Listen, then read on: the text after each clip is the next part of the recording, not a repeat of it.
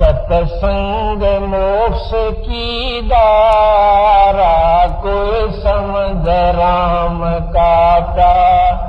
सतसंग मोक्ष की दारा, कोई समझ राम का। सतसंग मोक्ष की दारा। अब शेख तकी तो इतना जालिम था, उसने फिर एक शर्त और रख दी।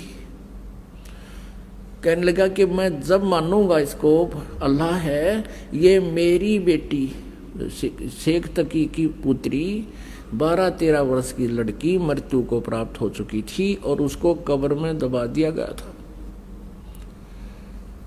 अब कहने लगा इसको मैं अल्लाह मानूंगा जब मेरी बेटी को जीवित कर दे। शेख तकी ने एक तीर में 2 शिकार करने चाहिए थे। चाहे थे कि जय नहीं जीवित हुई मेरी बेटी तो इसकी हार हो जाएगी, और जीवित होगी तो मेरी बेटी मेरे पास हो जाएगी। इस राजनीति के माध्यम से उसने फिर ये कंडीशन रख दी। परमात्मा ने कहा कि भाई कह दे सिकंदर लोधी शेख तकी को, पर तीसरे दिन इस लड़की को जीवित कर दूंगा। इससे पहले आसपास के अक्षेत्र में सब जगह डंडोरा पीट दो, मुनादी करवा दो। ऐसे नहीं बात बनेगी, कल ने फिर नाट जाएगा। यो हजारों लाखों आदमी हो, कई हजार की संख्या में, और उनको भी विश्वास हो भगवान का। अब सिकंदर लोधी ने भेज दिया आसपास सब सर्वेंट नौकर, गांव-गांव में जाकर डंडोरा पीट दिया कि ऐसे ऐसे एक महात्मा आए हैं, शेख तकी की लड़की कब्र में दबा रखी है, उसको जीवित करके दिखाएंगे। इस खबर को सुनकर कई हजार, 20, 30, 50 हजार की संख्या में वह इंसान इकट्ठे हो गए, आदमी औरत सब आ गई, कब्र फुड़वा दी। अब परमात्मा ने कहा कि शेख तकी तू अब अपने जंतर मंतर करके देख ले, कदे बाद में नंबर बनावे, कर ले तू जीवित अपनी बेटी को।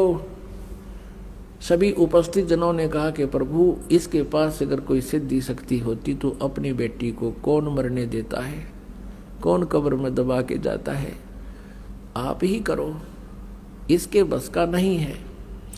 तब परमात्मा ने कहा कि हे शेख तकी की बेटी जीवित हो जा। कुछ देर इंतजार किया, नहीं हुई। फिर कहा कि हे शेख तकी की बेटी जीवित हो जा, वह नहीं जीवित हुई। अब शेख तकी का तो खुशी का ठिकाना नहीं रहा, बंगड़ा पा दिया, नाचा कूदा, ने देखा ढोंगी का ढोंग पकड़ा गया। देख लो भाइयों, देख लो, ये ऐसा झूठा कपटी है, ये इसके अब कुछ नहीं इसके पास है ये। अब परमात्मा ने तीसरी बार फिर कहा, वह फिर भी ना जीवित हुई। पर फिर तो वो कूद दैनो जो कर मर्ग कूद जा कर। फिर बोला परमात्मा शांति राख पीर जी।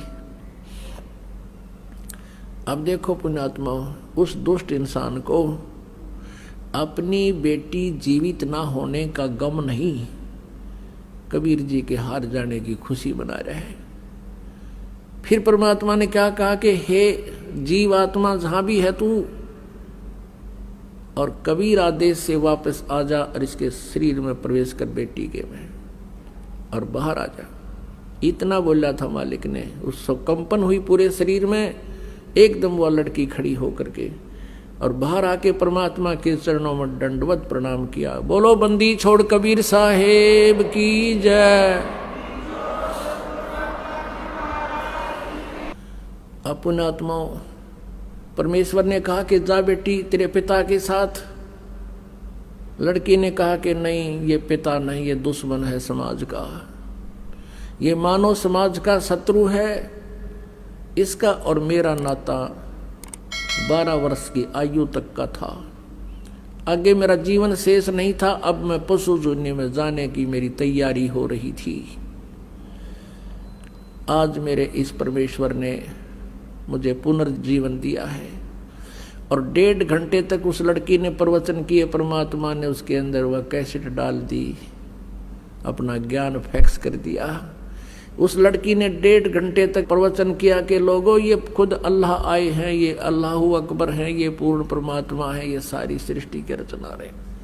अपने विषय में बताया कि मैंने भी गलती कर दी थी, इस परमेश्वर को ना पहचान कर। आज मेरी वो दिव्य दृष्टि काम कर रही है। अपने आत्मा उस लड़की को पिछली सारी अपने जीवन की कहानी याद आ गई। ये कमाली वाली आत्मा जो है, ये सतयुग से मालिक की चरणों में सेवा में रही। सतयुग के अंदर ये विद्याधर ब्राह्मण की पत्नी दीपिका थी। उसमें इनको परमात्मा शिशु रूप में मिले थे, परमात्मा की सेवा की थी। वो पुण्य मालिक ने इनका बनवाया। फिर वही आत्मा दोनों की दोनों त्रेता युग में वो वेद बीज ब्राह्मण हुआ और वो सूर्या नाम की उसकी पत्नी हुई। फिर आगे चल के दोनों की कुछ पुण्य थे, वो स्वर्ग में रहे। उसके बाद वो वेद बीज वाली आत्मा तो स्वामी रामानंद हुआ और वो सूर्या और दीपिका वाली आत्मा ये कमाली हुई। कमाली का जन्म मुसलमान धर्म में हो गया। अब मुसलमान धर्म में ये ज्ञान प्रवेश करना कोई बालकों का खेल नहीं। वो तो इतने आरूढ़ हो चुके हैं, वो उस ज्ञान और इस निराकार भगवान, इस काल के अतिरिक्त किसी को नहीं मानते। अब परमात्मा वहां पहुंचे। 10-12 वर्ष की लड़की थी, तब उनसे मिले, उनको जो ज्ञान समझाया बेटी को, क्योंकि परमात्मा का विधान है, जो जन मेरी शरण है ताका हूं मैं दास, और गेल गेल लग गया फिर जब लग धरती आकाश। अब उसी आधार से परमात्मा उस कमाली को मिले थे। कमाली बता रही है, मुझे परमात्मा मिले थे जब मैं 12 वर्ष की आयु में थी। मेरा नाम राबिया था और मैंने परमात्मा की ज्ञान से प्रभावित होकर के पिछले संस्कार भी कुछ काम करते हैं। मैंने नाम भी ले लिया, 4 वर्ष मैंने भक्ति भी की, शादी कराने से भी मना कर दिया था। अब क्या कहानी थी पुण्यात्माओं। ये राबिया 12 वर्ष की थी, परमात्मा मिले, इनको सारा ज्ञान समझाया। पिछले संस्कार से थे जो कि इसे धर्म में भी इसने परमात्मा को स्वीकार किया। 4 वर्ष तक पूरा संघर्ष किया समाज के साथ, अपने माता पिता के साथ, और सत साधना करती रही।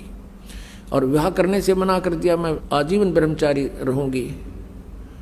लेकिन माता पिता रूढ़िवादी गणे थे, रोटी खानी छोड़ दी, खाना छोड़ दिया। बेटी हम कहाँ मुंह दिखाएंगे, बेटी को घर पर कैसे रखेंगे।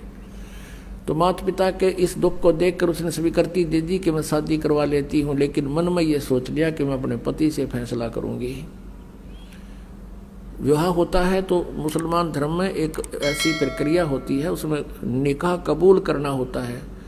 सामने दोनों बच्चों को बिठाकर पूछा जाता है, बेटी क्या तू इसे विवाह करना कबूल करती है?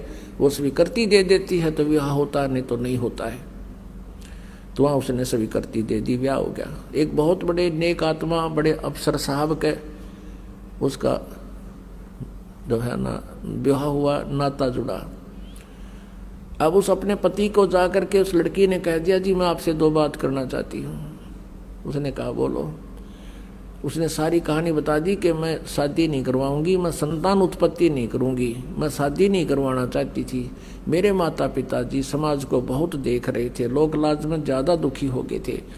तो उसने कहा कि आपने फिर निकाह कबूल क्यों किया था? संतान उत्पत्ति नहीं करेगी, मुझसे मिलन नहीं करेगी, तो तूने निकाह कबूल क्यों किया था? कि मेरी मजबूरी थी, मेरे पिताजी लोक लाज के कारण घने दुखी हो गए थे। अब आप देख लो, यदि आप जी ने मेरी शर्त स्वीकार नहीं की तो मैं आत्महत्या कर लूंगी।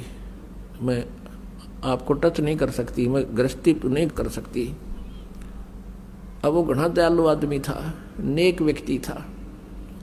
उसने सोचा भाई मैं क्यों पाप का भागी बनूं, ऐसी देवी है, भगवान से डरने वाला था। उसने कहा देखा राबिया बात सुन, ठीक है मैं तो और शादी करवा लूँगा, क्योंकि मुसलमानों में अनेक विवाह हो सकते हैं। लेकिन एक बात ध्यान में रखना, जैसे आपके माता पिता की लाज थी, ऐसे मेरे माता पिता की भी लाज है। आपको मैं अलग से दे दूंगा कमरा, और तू भक्ति जैसा भी करती रहना। संसार की दृष्टि में रहेगी मेरी पत्नी, लेकिन मेरी दृष्टि में तो मेरी बहन तुल्य होगी। तुझे कोई दुख नहीं होने दूंगा, लेकिन घर से बाहर नहीं जाने दूंगा, तुझे पर्दे से बाहर नहीं रहने दूंगा। राबिया ने सुख का सांस लिया, हे अल्लाह बड़ी सुनी आपने मेरी।